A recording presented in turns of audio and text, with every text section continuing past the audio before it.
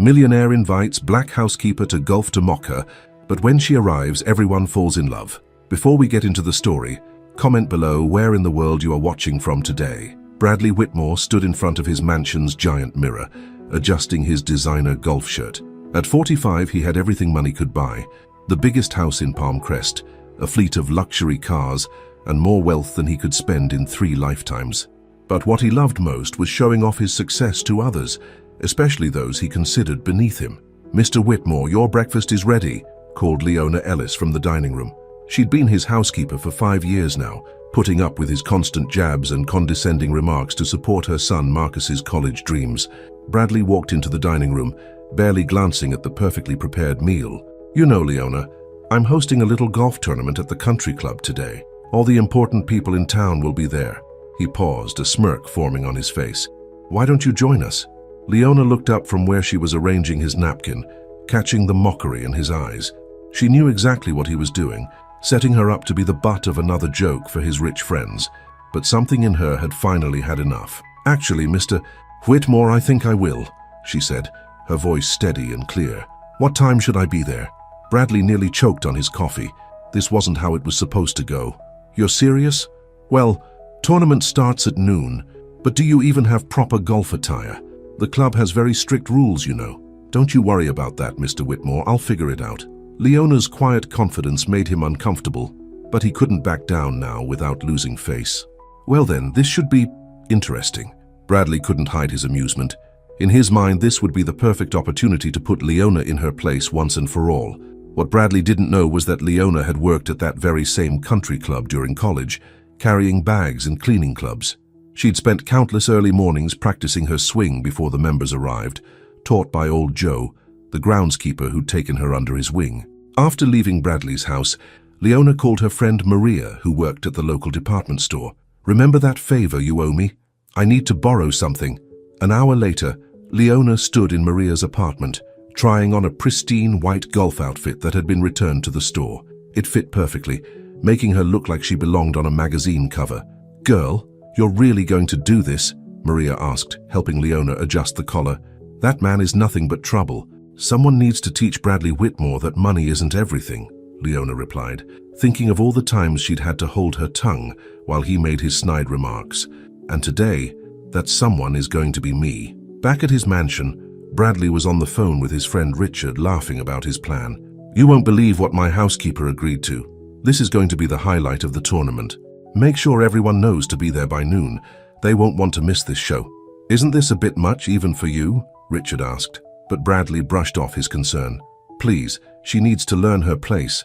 These people nowadays, they forget who's really in charge. A little public humiliation will do her good." As noon approached, Bradley arrived at the Palm Crest Country Club in his Ferrari, tossing his keys to the valet with barely a glance. His usual crowd was gathering: doctors, lawyers, business owners, all part of his carefully curated social circle. They were already sipping champagne and warming up their swings. "Just wait," he told them, checking his watch. "My housekeeper is going to try to play golf with us today. This is going to be better than any comedy show." But when Leona walked onto the course at exactly noon, the laughter Bradley expected didn't come. Instead, a hush fell over the crowd. She looked elegant and confident in her white outfit, carrying herself with the grace of someone who belonged there. Elena Vargas, a wealthy philanthropist new to their circle, was the first to approach her. "Welcome. I don't think we've met. I'm Elena. Leona Ellis, pleased to meet you." Leona's genuine smile and warm handshake made Elena beam. Bradley watched in growing confusion as Leona easily mingled with his friends, her natural charm and wit drawing them in. This wasn't how things were supposed to go at all, but the real shock was still to come. When Leona stepped up to the first tee and took her stance, everything Bradley thought he knew was about to change forever. The morning sun caught the determination in her eyes as she addressed the ball, and in that moment, Bradley Whitmore had no idea that his perfect little plan was about to backfire in ways he could never have imagined. His carefully constructed world of privilege and power was about to be turned upside down by the very woman he'd tried to humiliate. The first section of this story sets up a battle of pride versus dignity, of assumptions versus reality.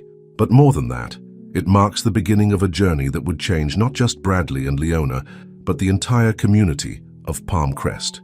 Sometimes the greatest transformations start with a single moment of defiance, and on this sunny day at the Palm Crest Country Club, that moment had arrived. Leona took her first swing, and the sound of the club hitting the ball silenced everyone on the course.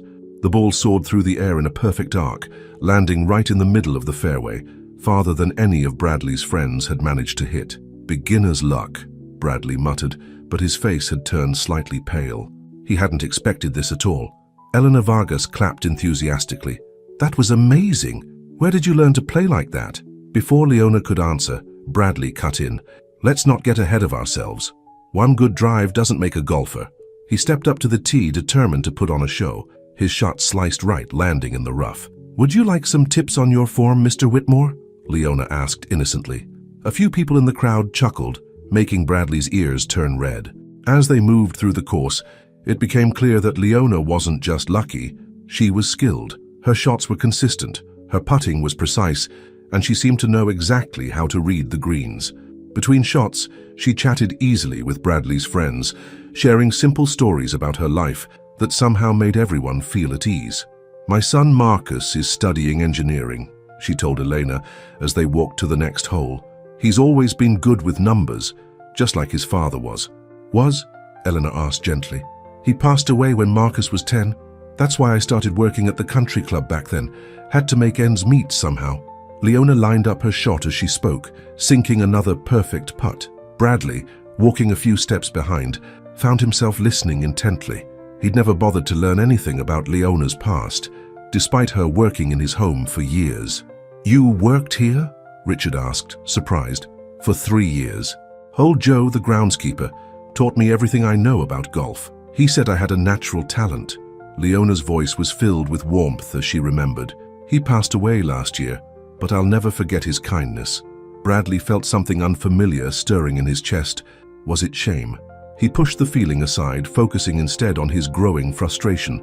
By the 9th hole, Leona was actually leading the tournament. "This is ridiculous," he snapped, loud enough for everyone to hear. "This is supposed to be a serious game, not some kind of charity event." Elena turned to him sharply. "The only thing ridiculous here is your attitude, Bradley. Leona is playing by the rules and beating you fair and square." More of his friends nodded in agreement, making Bradley feel increasingly isolated. This woman, his housekeeper, was somehow turning his own social circle against him. "Fine," he said, his voice tight with anger. "Let's make this interesting. The next hole, you and me, Leona. If you win, I'll donate $50,000 to any charity you choose. If I win, you resign. Effective immediately." A hush fell over the group. Eleanor stepped forward to protest, but Leona held up her hand. "I accept," she said calmly. "And when I win, I want that money to go to the Palm Crest Youth Sports Program. There are a lot of kids in this town who could use access to sports like golf." Bradley laughed coldly. "You're pretty confident for someone who cleans houses for a living. And you're pretty arrogant for someone about to lose to his housekeeper," Leona replied, her voice steady, but her eyes flashing with determination. The 10th hole was the most challenging on the course, a long par 5 with water hazards on both sides. Bradley took his shot first, driving the ball straight down the middle of the fairway. He turned to Leona with a smug smile. "Beat that," he challenged. Leona stepped up to the tee.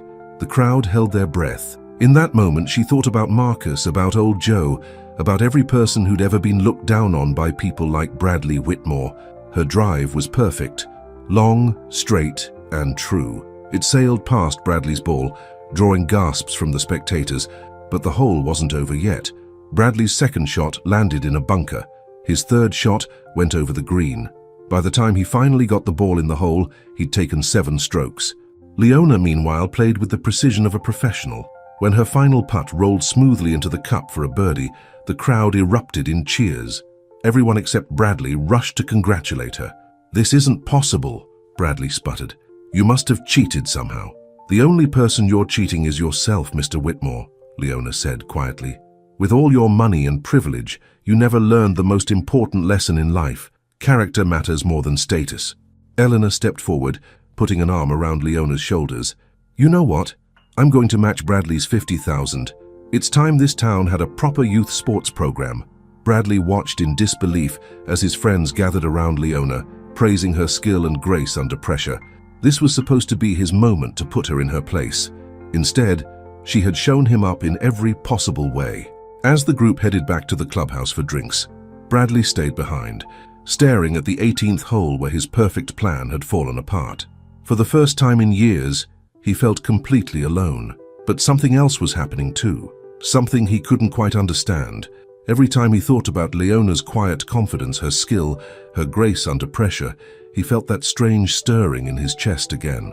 That evening, as he sat alone in his massive house, Bradley couldn't stop thinking about everything he'd learned about Leona that day.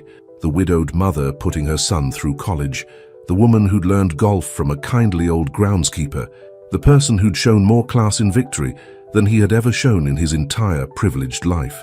The phone rang. It was Richard. That was quite a day, his friend said. You know, Bradley, maybe it's time to admit that you've misjudged Leona.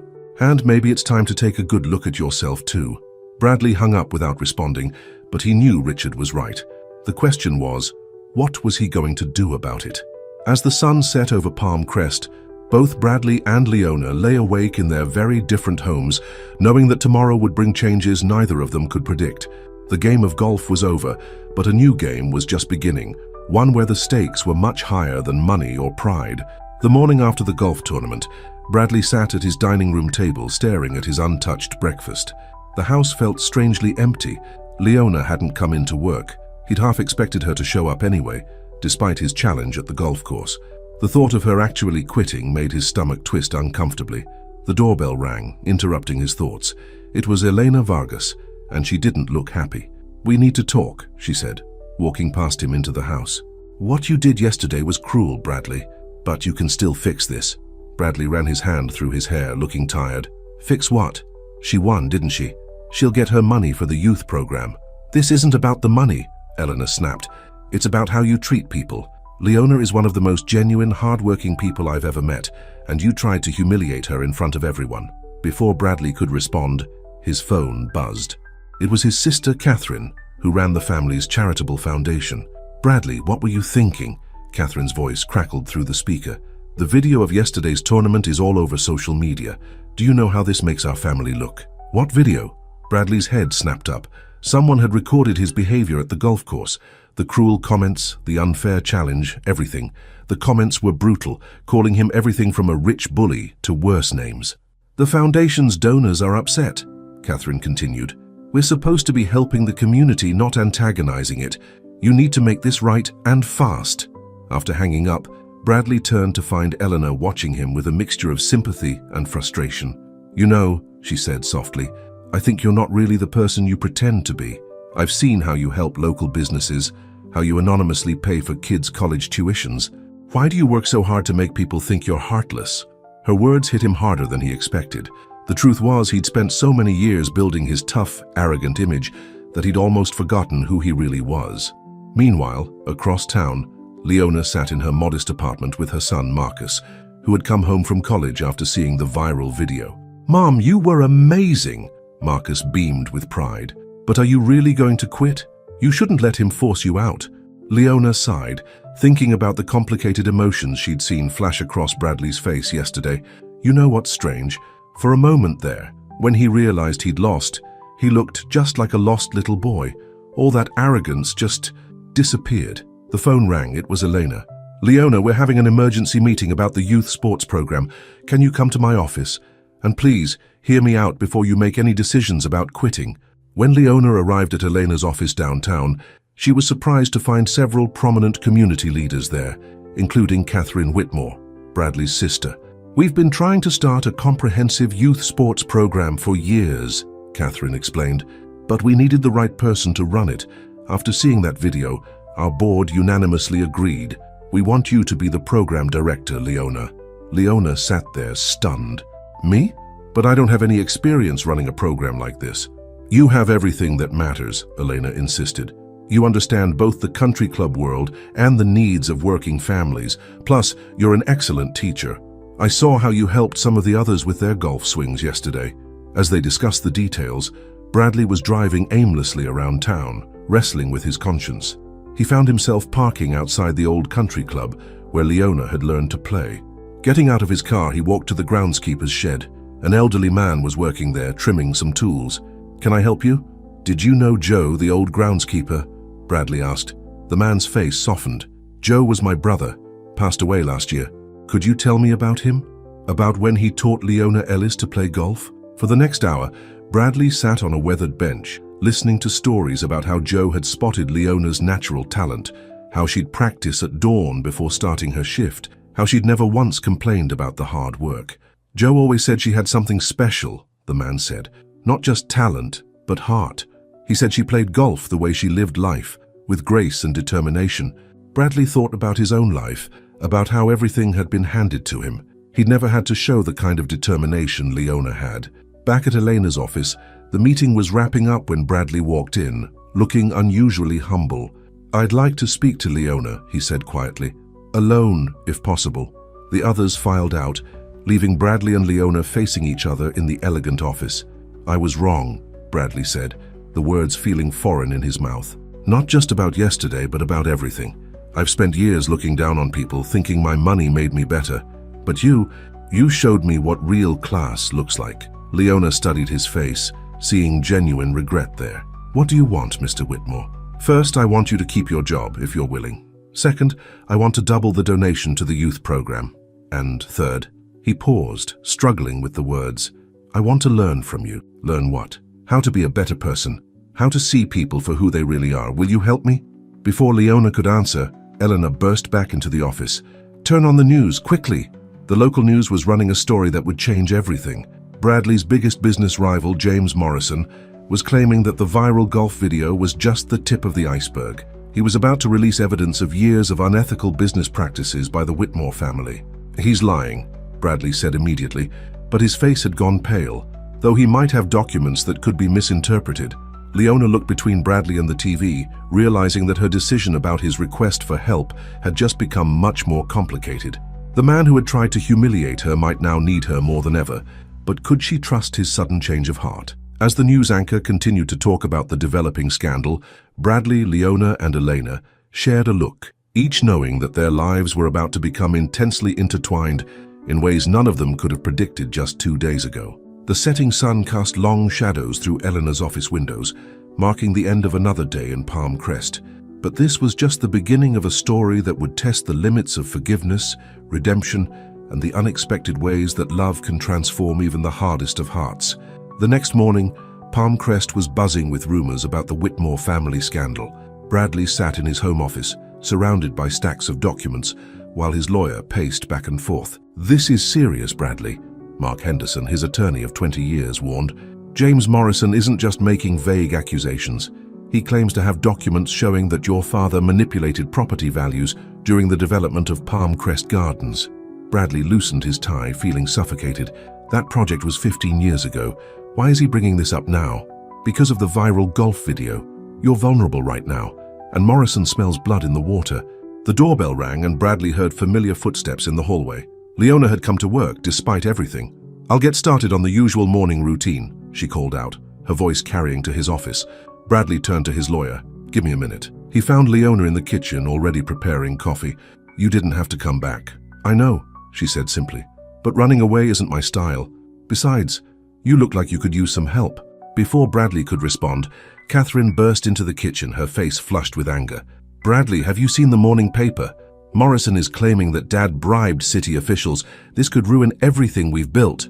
Leona quietly slipped out of the kitchen, but not before noticing how Bradley's shoulders slumped at his sister's words. For all his faults, she knew he truly cared about his family's legacy. Later that morning, Eleanor called an emergency meeting at her office. Bradley, Catherine, and surprisingly, Leona were all invited. "This isn't just about the Whitmore family anymore," Elena explained. "If these allegations are true, it could affect hundreds of families in Palm Crest Gardens. We need to get ahead of this." "But why is Leona here?" Catherine asked, not unkindly. "Because people trust her," Elena said. "After that golf video went viral, she's become a symbol of standing up to privilege. We need her help." Bradley looked at Leona with new eyes. The woman he'd tried to humiliate could now be his family's best hope for salvation. Just then, Bradley's phone buzzed. It was a text from James Morrison. "Meet me at the old country club, come alone, 1 hour." Bradley showed the message to the others. "It's obviously a trap," Catherine said. "I'll go with you," Leona offered, surprising everyone. "He won't expect that." At the country club, Morrison was waiting by the same hole where Leona had beaten Bradley just days ago. His smile was cold when he saw them approach together. Well, the mighty Bradley Whitmore bringing his housekeeper for protection? How the mighty have fallen. What do you want, James? Bradley demanded. Morrison pulled out a thick envelope. These documents show everything your father did. The bribes, the fraud, everything. But I'm willing to make them disappear. For a price. How much? Oh, it's not money I want, Morrison smiled. I want you to publicly resign from your family's company. Admit to everything. Let your reputation be destroyed. Bradley felt the blood drain from his face. The company wasn't just a business. It was his father's legacy, his family's future. But before he could respond, Leona stepped forward. Mr. Morrison, did you know I used to work here? Morrison looked confused by the change in subject. What? 15 years ago, when Palm Crest Gardens was being built. I was here carrying bags, cleaning clubs, and I remember some interesting conversations I overheard, including one about you trying to sabotage the project because you'd lost the bid. Now it was Morrison's turn to pale. You're bluffing. The old groundskeeper, Joe, he kept a diary, wrote down everything he saw and heard on this course. Interesting reading. Leona's voice was calm, but her eyes were steel. Would you like me to tell everyone what's in those pages? Morrison's hands started to shake. You're lying. You couldn't have. Try me, Leona challenged. Release those documents, and I'll release Joe's diary. Let's see who the public believes.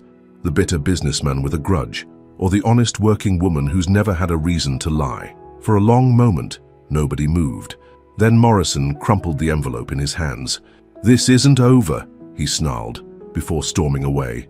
Bradley stared at Leona in amazement. Is there really a diary? Joe never wrote anything down, Leona admitted, but Morrison didn't know that. Sometimes the truth isn't about what you have, it's about what people believe you have. Bradley felt laughter bubble up in his chest, real, genuine laughter for the first time in days. You're incredible, you know that? Back at Elena's office, when they shared what had happened, Catherine hugged Leona impulsively. How you saved our family's reputation? Maybe, Leona cautioned, but Morrison won't give up easily, and there might be some truth in those allegations about your father. Bradley nodded slowly. You're right. It's time we looked into exactly what Dad did. No more hiding from the truth. That evening, as Bradley walked Leona to her car, something had changed between them. The power dynamic that had defined their relationship was gone, replaced by something more complicated and potentially more meaningful. Why did you help me? He asked. After everything I've done. Because I saw something in you that day on the golf course, Leona replied. When you lost, when all your defenses came down, I saw someone worth saving. Bradley reached for her hand, then stopped himself. I don't deserve your forgiveness. Probably not, Leona agreed with a small smile. But deserving something and needing it are two different things. As she drove away, Bradley stood in his driveway, watching her taillights disappear. His phone buzzed again. Another text from Morrison. You think you've won? Wait until tomorrow's paper. Inside his house, Bradley looked at the family photos on the wall, especially the one of his father breaking ground on Palm Crest Gardens. What secrets had the great Charles Whitmore taken to his grave? And how would those secrets affect not just his family's future, but his growing feelings for the remarkable woman who just saved them all? The night settled over Palm Crest, but for Bradley and Leona, sleep would not come easily. Tomorrow would bring new challenges, new revelations, and perhaps new feelings that neither of them was quite ready to face. The morning paper hit Bradley's driveway with the weight of a bomb. The headline made his heart stop. Charles Whitmore's secret daughter comes forward. Below was a photo of a young woman who looked remarkably like his sister Catherine. Bradley's hands shook as he read the article. According to the story, Rachel Martinez was Charles Whitmore's illegitimate daughter from an affair with one of his secretaries 28 years ago. She had documents, photos, and DNA test results to prove it. Did you know about this? Catherine demanded, bursting into his house still in her pajamas. Her mascara was smeared from crying. Did Dad ever say anything? Of course not, Bradley said, still staring at the photo. But look at her, Kathy. She has Mom's eyes. Leona arrived for work to find the siblings sitting in stunned silence at the kitchen table. Without a word, she started making coffee and breakfast, giving them space to process the news. Morrison must have found her, Bradley said finally. This is his revenge. Actually, Leona spoke up softly, I remember her mother, Maria Martinez. She worked at the country club too before becoming your father's secretary. She quit suddenly and moved away. Now I understand why. The doorbell rang. Eleanor rushed in looking worried. Have you seen her interview? She's on Good Morning America right now. They turned on the TV to see Rachel Martinez, poised and articulate, telling her story. I don't want to hurt the Whitmore family, she was saying. I just want acknowledgement, and maybe a chance to know my siblings. Catherine burst into fresh tears. Bradley put his arm around her, but his eyes met Leona's across the room. She gave him an encouraging nod. We need to talk to her, Bradley decided. Not through lawyers or the media. Face to face. I'll help arrange it, Elena offered. My house. Neutral ground. Later that afternoon, Bradley and Catherine sat in Elena's living room waiting. Leona had come along at their request, her steady presence helping to calm their nerves. When Rachel walked in, the resemblance to Catherine was even more striking in person. She looked just as nervous as they did. I'm sorry it had to come out this way, Rachel said, her voice trembling. But James Morrison found me last month. He threatened to expose everything himself if I didn't come forward. Did he pay you? Bradley asked bluntly. He tried, I refused. Rachel met his eyes. I don't want money. I had a good life with my mom. She never asked your father for anything. But when I saw that golf tournament video, she turned to Leona. Watching you stand up to him, it gave me courage. Made me think maybe it was time for the truth to come out. Catherine stood up suddenly. I need some air. She rushed out to Elena's garden. I'll go check on her, Elena said, following her friend. Left alone with Rachel, Bradley struggled with his emotions. Why now? Why not when Dad was alive? Mom made me promise to wait. She said he had his reasons for keeping us a secret, but she died last year and Rachel's composure cracked. I just wanted to know my family. Leona, who had been quietly observing, spoke up.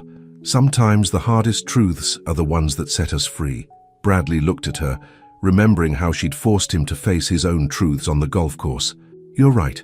He turned to Rachel. What happened with our father, that's on him, not you, your family, if you want to be. Rachel's eyes filled with tears. Really? Really? Catherine said from the doorway. She'd come back in, her eyes red but her voice steady. But no more secrets, no more surprises. Actually, Rachel hesitated. There is one more thing.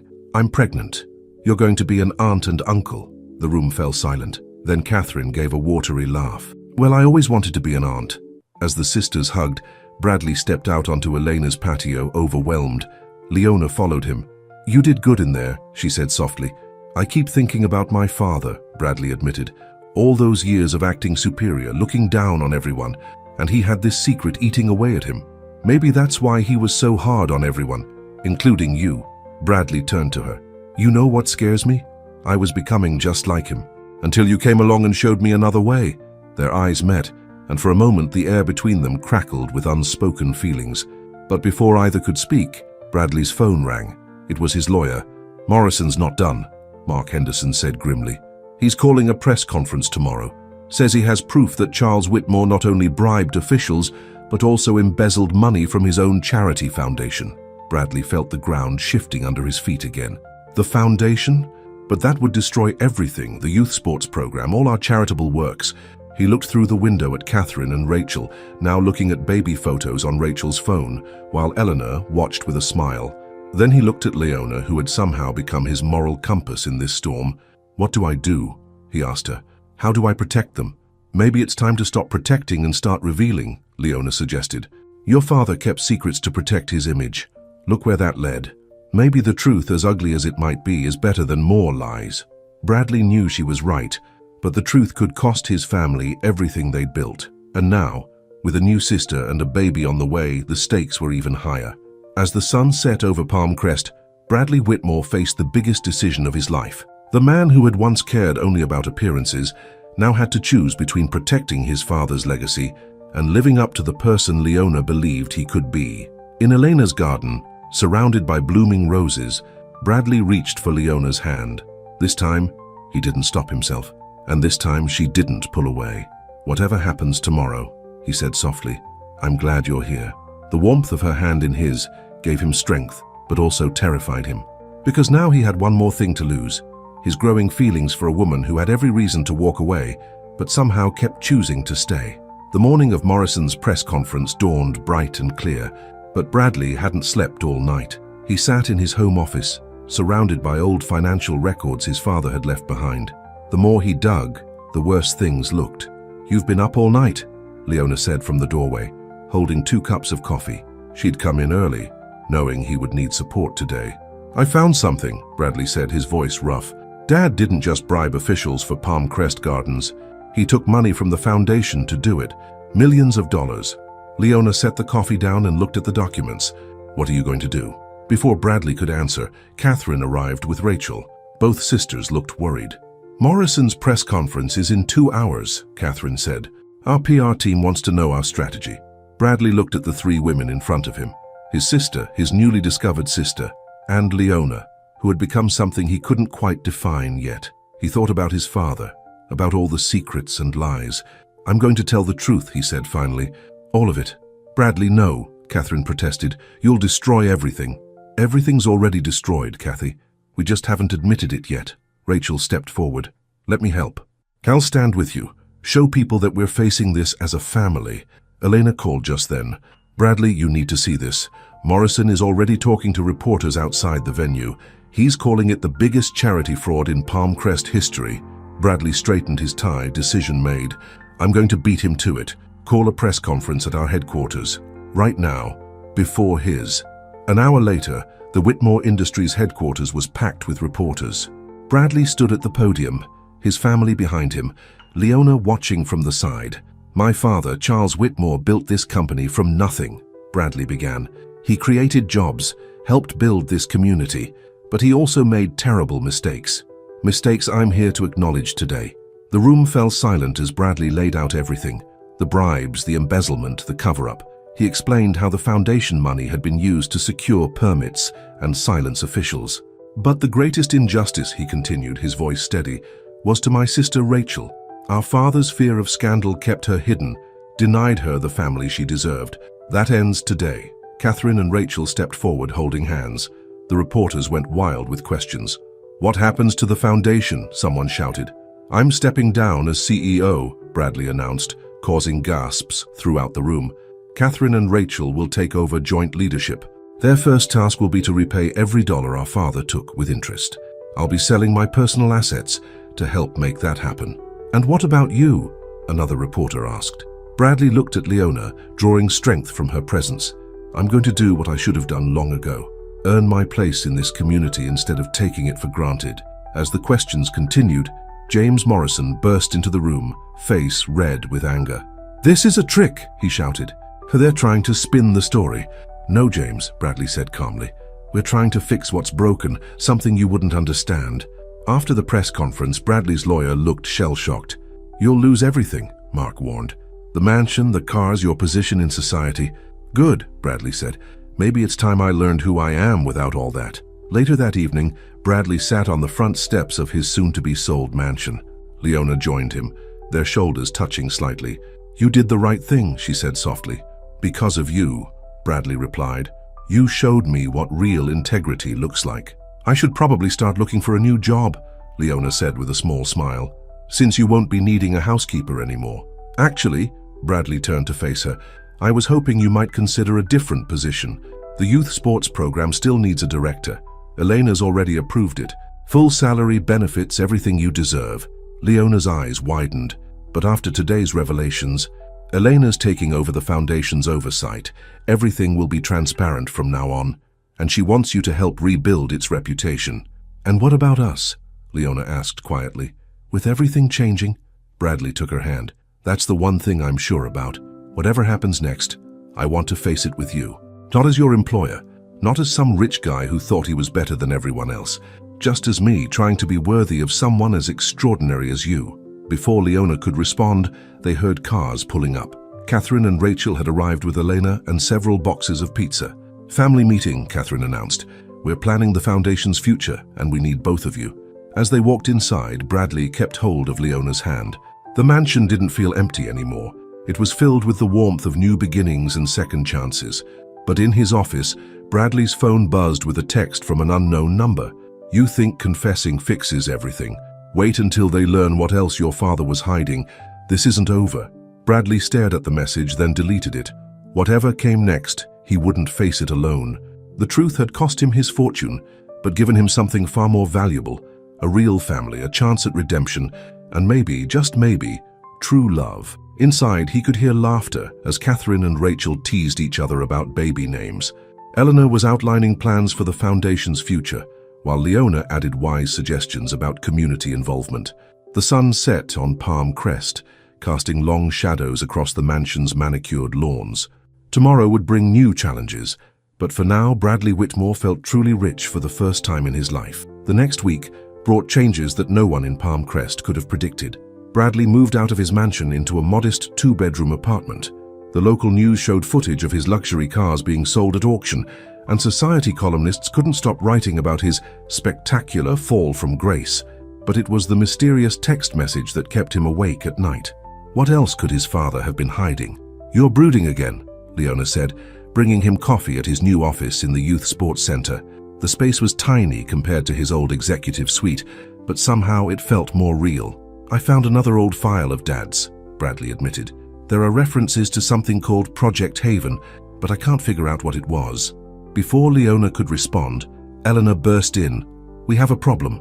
The Heritage Club is pulling their funding from the youth program. They say they can't be associated with the Whitmore name anymore." "That's half our operating budget," Leona said, her face falling. "They had 20 kids signed up to start golf lessons next week." "I'll figure something out," Bradley promised, but his voice lacked conviction. His personal accounts were nearly drained from paying back the foundation's missing funds. Just then, Rachel waddled in, one hand on her growing baby bump. "Sorry to interrupt, but there's someone here you need to meet." She stepped aside to reveal an elderly man in a well-worn suit. "My name is George Parker," the man said. "I was your father's personal secretary for 30 years. Bradley stood up quickly. "But Dad's secretary was—" "Margaret Jones, yes, she handled his business affairs.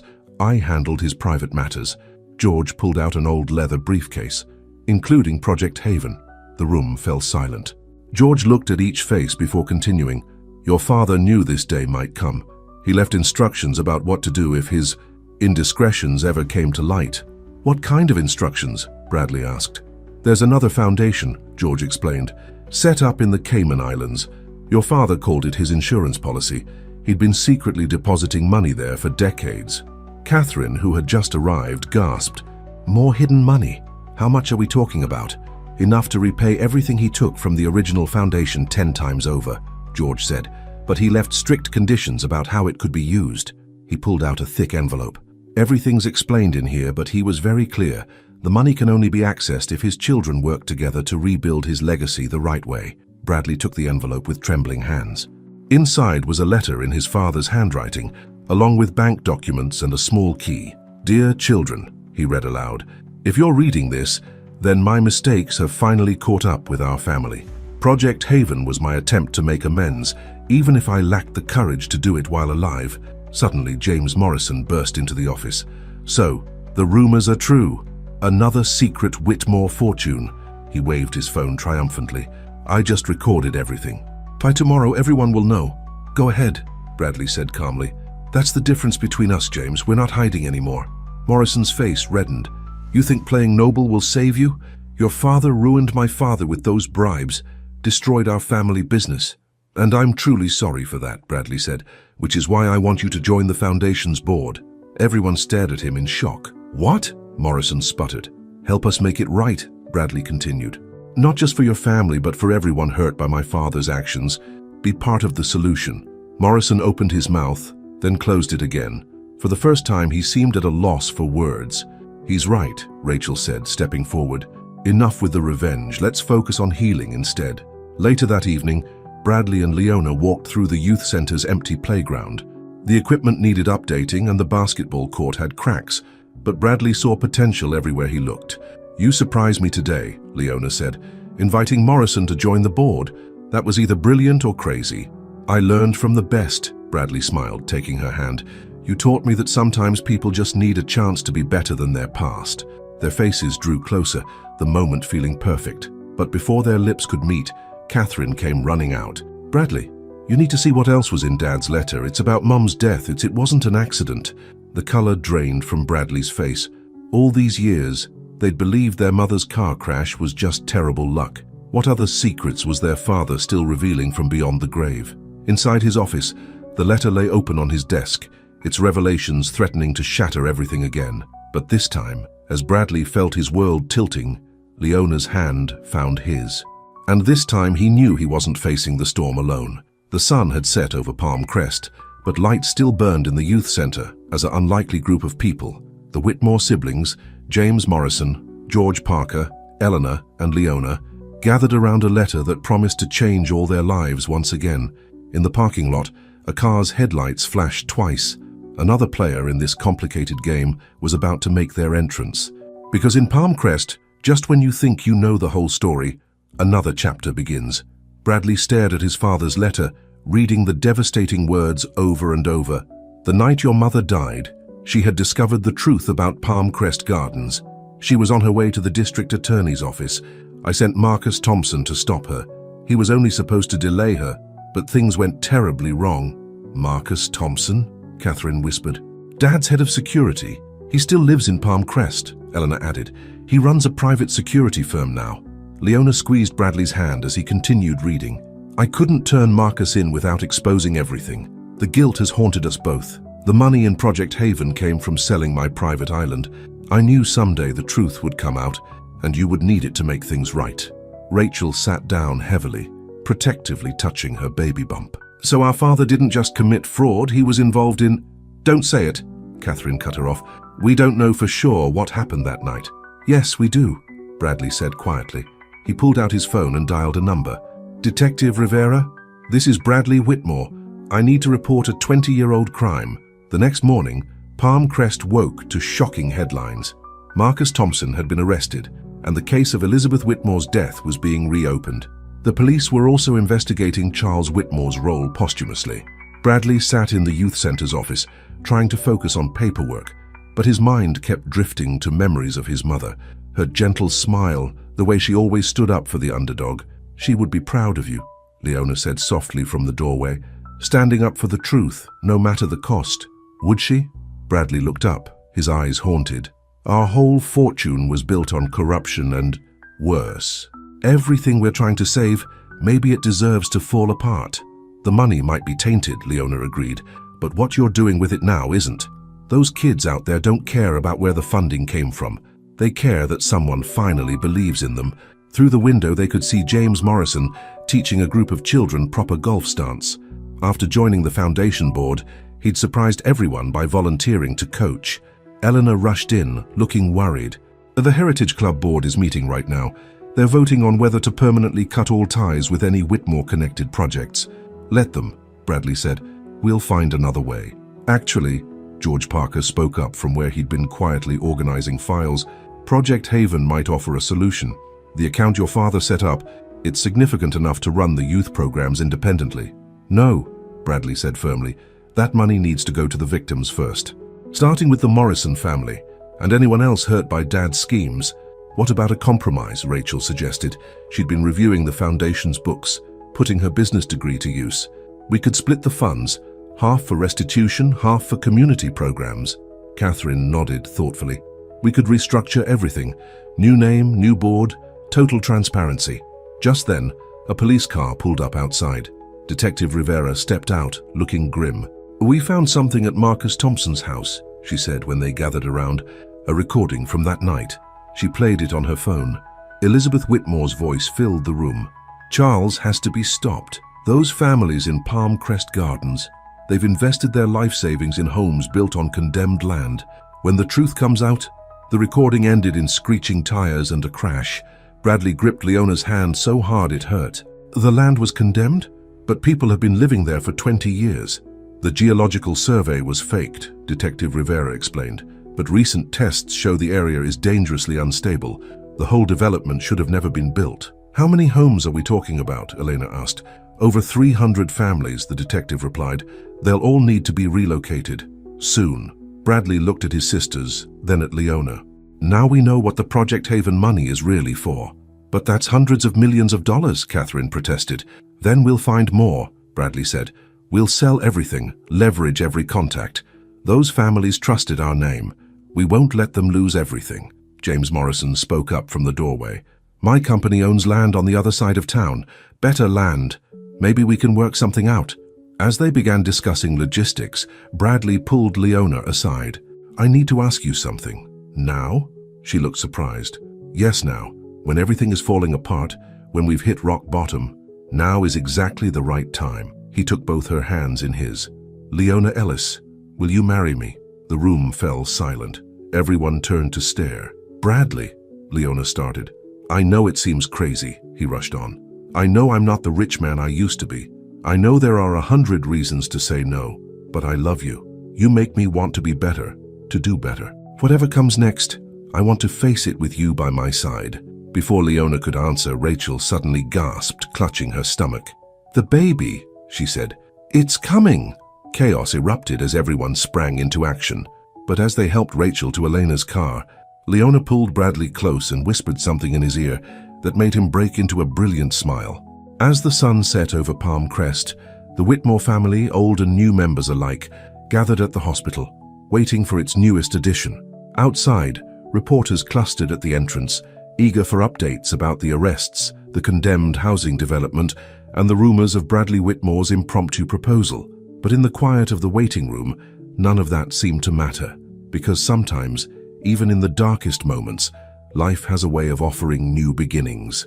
And sometimes the biggest acts of love come not from grand gestures or wealth, but from the simple courage to face the truth together. The hospital waiting room buzzed with tension as Rachel's labor progressed. Bradley paced back and forth, his proposal to Leona still hanging in the air. She had whispered, "Ask me again when all this is over," leaving him both hopeful and anxious. "Bradley," Eleanor called from the doorway, "the press is getting out of control downstairs. They're asking about Marcus Thompson's confession." Indeed, the former security chief had broken down under questioning, admitting to tampering with Elizabeth Whitmore's car that fateful night. The story was everywhere, along with news about the condemned housing development. Catherine was on her phone fielding calls from worried homeowners. "Yes, I understand your concerns. No, you won't lose your investment. The Whitmore Foundation will make this right." "How exactly are we going to do that?" Bradley asked when she hung up. "Actually," James Morrison stepped forward, "I've been working on a plan." He spread out some blueprints on a waiting room table. "My company's land can accommodate all 300 families, but we'll need to fast-track construction." Leona studied the plans. "The youth center could help. Many of our parents are in construction. If we coordinate with them..." A nurse burst in. "Mr. Whitmore? Your sister's asking for all of you." They hurried to Rachel's room where she lay breathing heavily through contractions. I want Mom's letter," she gasped. "What letter?" Catherine asked. George Parker pulled an envelope from his briefcase. "Your mother wrote this the day she died. It was in the Project Haven files." Rachel clutched the letter as another contraction hit. "Read it," she told Bradley. "Read it now, before this baby comes. We all need to hear it." Bradley's hands shook as he opened the yellowed envelope. "My dearest children, if you're reading this, then the truth about Palm Crest Gardens has finally come to light. I couldn't stay silent knowing that hundreds of families might lose everything. Your father built his empire on shortcuts and secrets, but you have the chance to rebuild it on truth and justice. Bradley, my passionate son, you remind me so much of your father, both the good and the bad. But you have my heart, and that will make all the difference. Catherine, my rock, your strength isn't in your name or your position, but in your unwavering spirit.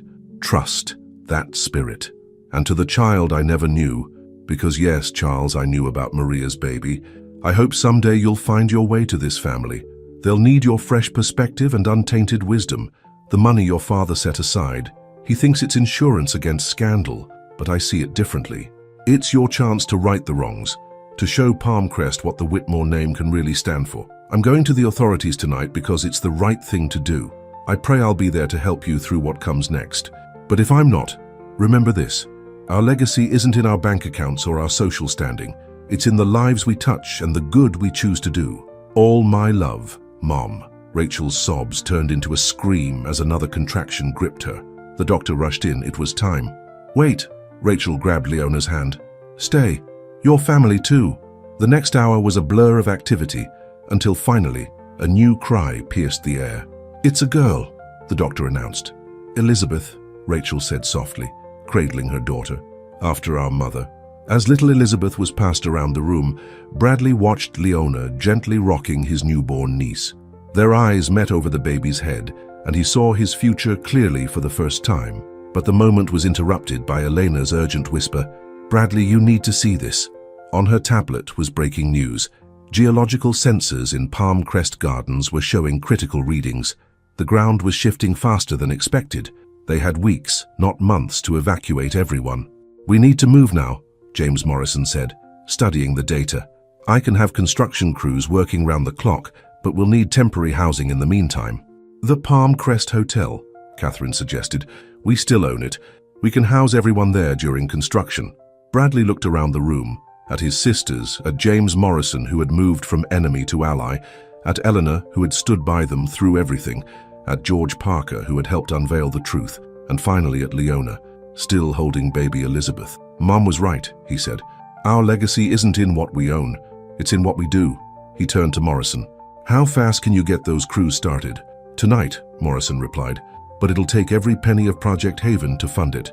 "Then we'll find more," Leona said firmly. "The community will help. These are our neighbors we're talking about." Baby Elizabeth chose that moment to let out a mighty cry, as if adding her own determination to the mix. Outside the hospital windows, the sun was rising over Palm Crest. News vans still crowded the parking lot, and worried homeowners were already gathering at the development, but something had shifted in the air. The truth was finally out, all of it, and with it came the chance for real healing. Bradley took Leona aside as the others fussed over the baby. "About what I asked earlier." She pressed a finger to his lips. "First, we save those families. Then," her eyes sparkled, "then you can ask me properly. Maybe somewhere with a golf course involved." Bradley laughed, feeling lighter despite the challenges ahead, because sometimes the hardest roads lead to the best destinations, and sometimes the biggest losses make room for the greatest gains. But in the hospital room's corner, George Parker quietly made a phone call. "Yes," he whispered. "They found Elizabeth's letter. Soon they'll start looking deeper into Project Haven." "Yes, I understand. I'll make sure they never find the rest of Charles's files." The morning light caught the tears in his eyes as he watched the happy family scene. Some secrets, he knew, were still better left buried, for now. 6 months had passed since baby Elizabeth's birth, and Palm Crest had changed in ways nobody could have predicted. The Palm Crest Hotel had become a temporary home for 300 families, its luxury suites and ballrooms transformed into a close-knit community. Construction on the new development, now called Haven Heights, was proceeding ahead of schedule. Bradley stood at the construction site, watching dozens of workers, many of them residents of the condemned development, building new homes.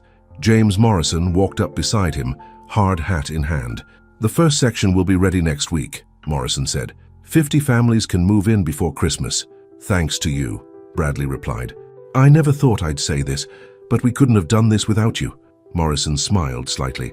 "Well, I never thought I'd be partners with a Whitmore, so I guess we're even." Their partnership had become the talk of Palm Crest, former enemies working together to save their community. The sight of Morrison teaching golf to underprivileged kids at the youth center no longer turned heads. At the Palm Crest Hotel, Catherine and Rachel had transformed the grand ballroom into a community center.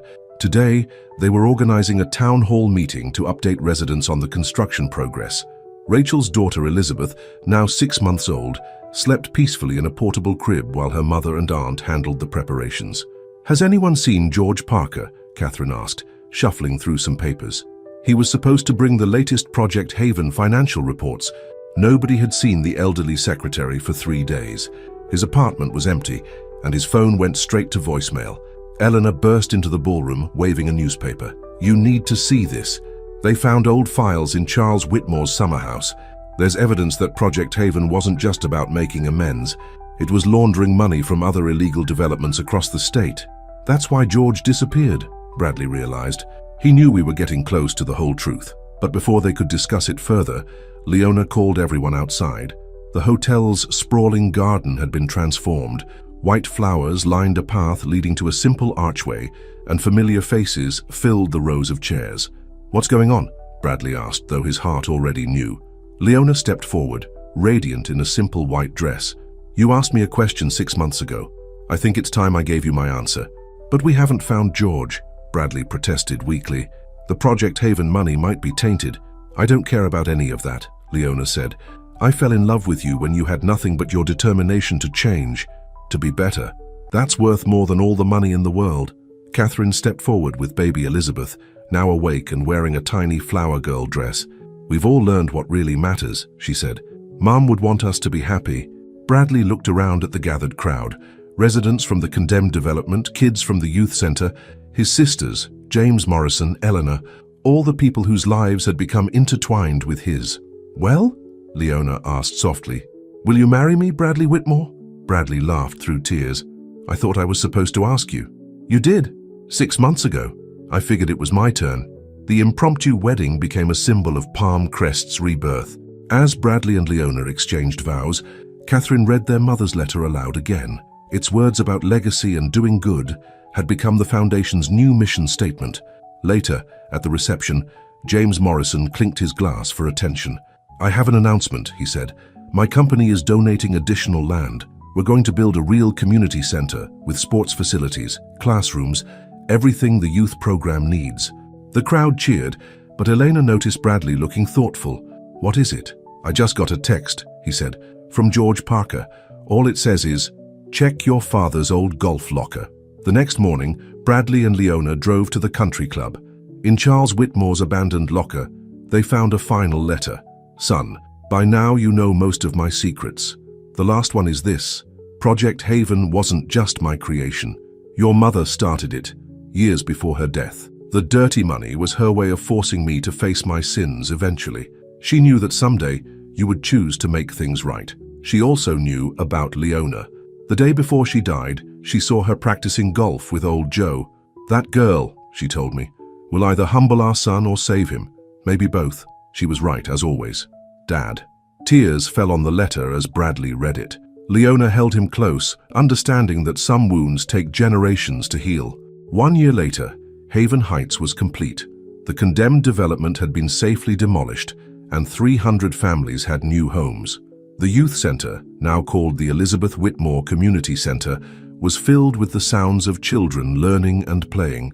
Bradley and Leona lived in a modest house near the center, where they both worked. Catherine and Rachel ran the foundation with total transparency, their mother's letter framed on the wall. Baby Elizabeth took her first steps in the center's daycare, surrounded by children from all walks of life. James Morrison became the foundation's most ardent supporter, though he still occasionally grumbled about Bradley's golf swing. The Palmcrest Hotel returned to normal operations, but with a new policy of hosting community events and providing emergency housing to families in need. George Parker was never found, but his disappearance served as a reminder that some parts of the past are better left behind. On their first wedding anniversary, Bradley and Leona stood on the golf course where their story began. "Do you ever miss it?" she asked. "The mansion, the cars, the power." Bradley watched a group of kids practicing their swings, remembering how his own pride had nearly cost him everything that mattered. "No," he said, pulling her close. "I have something better now. I have the truth, and I have you." As the sun set over Palm Crest, Bradley and Leona walked hand in hand toward home. Behind them, the golf course had become a place where anyone could learn to play, where status didn't matter, and where second chances were always possible. Because sometimes the greatest love stories aren't about wealth or power or social standing. Sometimes they're about having the courage to change, the strength to face the truth, and the wisdom to recognize that real happiness comes not from what we have, but from who we choose to become. And in Palmcrest, that lesson would be passed down for generations to come.